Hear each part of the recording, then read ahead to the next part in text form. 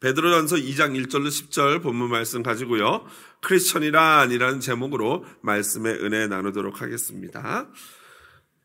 이민 사회를 살아가는 한국인 2세들은요, 일반적으로 어린 시절에는 자신이 미국인이라고 생각을 하는 것 같습니다. 우리 아이들도 어렸을 때 보면은 우리 딸내미 같은 경우에는 2살 때 영어도 못하면서 혼자 샬라샬라 이렇게 하면서 영어 하는 척 흉내를 막 내더라고요. 그러면서 자기가 미국인인 줄 알았던 것 같은데, 당연히 법적으로 미국인이고 미국은 이민자들로 세워진 나라이기에 그것이 틀린 생각은 아니죠. 하지만 어느 시점이 되면은 미국 주류인들과 넘을 수 없는 차이, 그게 나쁘다는 의미가 아니라 넘을 수 없는 차이가 있음을 자각하게 되죠. 예를 들자면은 피부색이라든가 머리카락, 눈동자, 자기가 선호하는 음식, 그리고 자기가 주로 잘 사용하는 모국어가 무엇인지 이런 것들을 보면서 스스로 뭔가 좀 다르다라는 걸 느끼게 되는 거죠. 그러면 그때부터는 자신의 근본에 관심을 가지게 되고 자신의 뿌리를 알고자 하는 욕구가 생기는 것 같습니다. 물론 모든 한국인들이 다 그런 것은 아니죠. 한국 청소년들, 청년들이 다 그런 건 아닙니다. 지나친 일반화는 옳지 않습니다. 또 우리 한국인 2세들이 미주류 사회에 적응하지 못하는 것도 아닙니다. 우리 교회 같은 경우에는 서장님까지 계시고, 또 주변에 어느 분들을 보면 이 시장까지 하신 분들도 계시기 때문에, 우리 한국인이 이 시티에 시장까지 하신 일이 있기 때문에 절대 적응을 못한다라는 그런 의미는 아닙니다. 좋은 직장도 있고 미국인 친구들도 많이 있습니다. 그럼에도 불구하고 자신이 만나면 편하고 동질감을 느끼는 그런 같은 부류의 모임을 찾는 그런 어떤 마음이 생기게 된다는 것이죠. 이러한 문화적인 현상을 옳다, 그르다, 좋다, 싫다고 말하고 싶지 않습니다. 다만 제가 목회를 하면서 보니까 청년들이 목회를 하는 가운데 실제로 이러한 현상들을 겪고 있고 고민하고 있는 문제이기 때문에 우리 성도님들과 나누고 싶습니다. 아마도 자신의 정체성을 찾기까지는 이곳에서 자란 우리 청년들이 꽤 많은 시간과 갈등과 고민을 하는 것으로 보여집니다. 저처럼 40세가 넘어서 미국에 온 사람은요, 사실 그러한 갈등이 전혀 없습니다. 그냥 나 영어 못해? 그래, 나 못해. 나는 한국인이야. 니들 한국말 해? 이러면서 굉장히 대범한 모습으로 제가 미국에서 적응을 했는데요. 그래서 브로큰 잉글리시가 부끄럽지 않고 단어 드립이라 그러죠. 워드로 그냥 드립을 하면서 지금까지 살아왔습니다. 나 한국 사람인데 어때? 이거죠. 제 정체성은 한국인이니까. 그런데 한 10년쯤 지나고 나니까 약간 이제 창피해진다는 게 함정이긴 합니다. 10년 정도 지나고 나니까 이게 이대로 되겠는가, 이 영어 이런 함정이 있기는 한데, 여하튼 저는 정체성의 문제는 없죠. 그러나 어렸을 때 온 친구들은 분명히 그러한 어려움이 있을 것입니다. 그런데 제가 오늘 말씀드리고자 하는 것은 이렇게 우리의 육체적인 그런 정체성도 중요하지만 그것보다 더 중요한 것은 바로 영적인 세계에서 벌어지는 영적인 정체성에 대한 갈등과 고민이라는 것이죠. 우리는 모두 처음에는 어둠에 속한 백성이었습니다. 그래서 부끄러운 짓을 하면서도 그것이 부끄러운 것을 전혀 몰랐어요. 다 그러고 사는데 세상이 다 그런 거지. 얘도 그러고 쟤도 그러고 나같이 법 없이 살 수 있는 사람 있으면 나와보라 그래 라고 말할 정도로 부끄러운 줄 모르고 하나님 앞에 떳떳한 줄 알았었습니다. 그렇게 되는 이유는요, 우리가 바로 영적인 어두운 상태에 있기 때문입니다. 여러분, 영적인 어두운 상태에 있으니까 아무것도 보이지 않아요.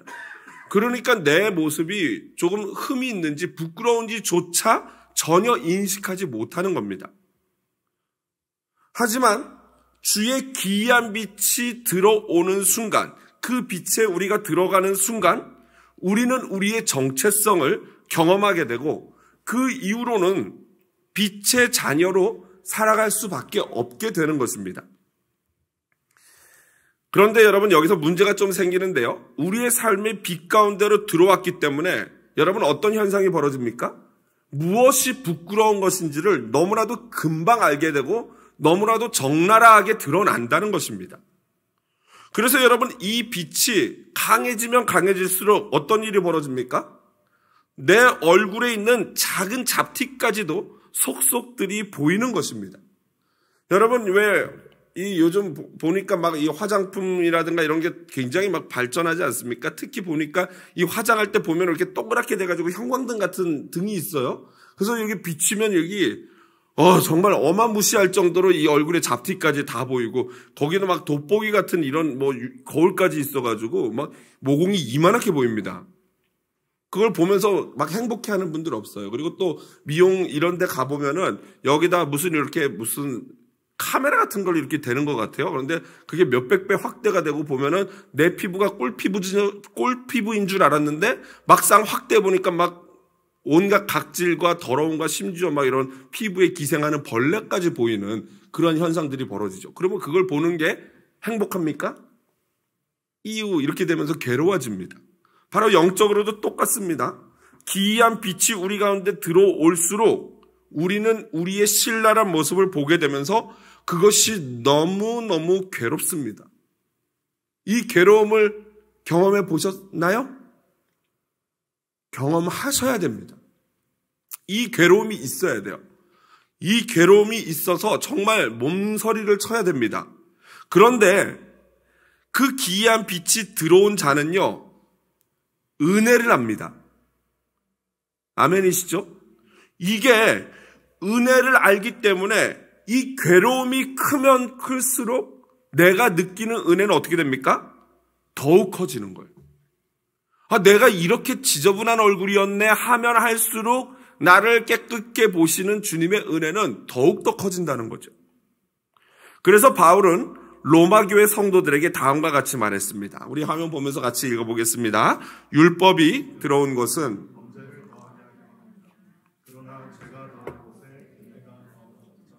이 말씀 율법이라는 거울이 우리에게 들어오면서 강력하게 빛을 비추면서 우리의 모든 죄가 드러났다는 거예요. 그런데 어떤 일이 벌어집니까? 죄가 더한 그곳에 은혜가 더욱 넘치는 줄로 믿습니다. 이게 우리 그리스도인의 비밀이에요.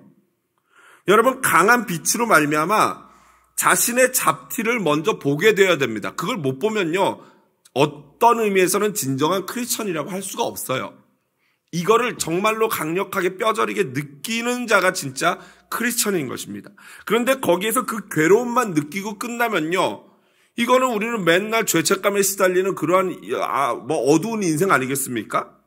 그런데 그 괴로움보다 훨씬 더 큰 하나님의 은혜를 느끼는 것, 바로 이 두 가지의 긴장 가운데 있는 것이 바로 우리의 신앙인 것입니다. 그래서 어느 한쪽으로도 기울어지지 않는 신앙을 건강한 신앙이라고 해요. 자존감이 낮은 사람들은 당연히 내 잡티를 보면서 괴로워하겠죠. 말씀을 보면서 괴로워서 이쪽으로 쓰러지겠죠. 또 반면에 자신을 객관적으로 보지 못하는 분들은 그저 은혜만 보면서 나는 괜찮은 사람이다, 원래 괜찮았는데 예수까지 믿으니 진짜 괜찮다 하면서 잘못 알게 되는 거죠. 이 두 가지 사이에 긴장이 있을 때 우리는 진짜 그것을 신앙, 그리고 건강한 신앙이라고 할 수 있는 것입니다. 오늘 베드로는요, 지지난주 살펴봤던 베드로서 1장에서 영원토록 변함없는 복음으로 우리가 구원을 받았다라는 말씀을 베드로 사도가 했습니다. 그러므로, 바로 오늘 1절이 그러므로예요.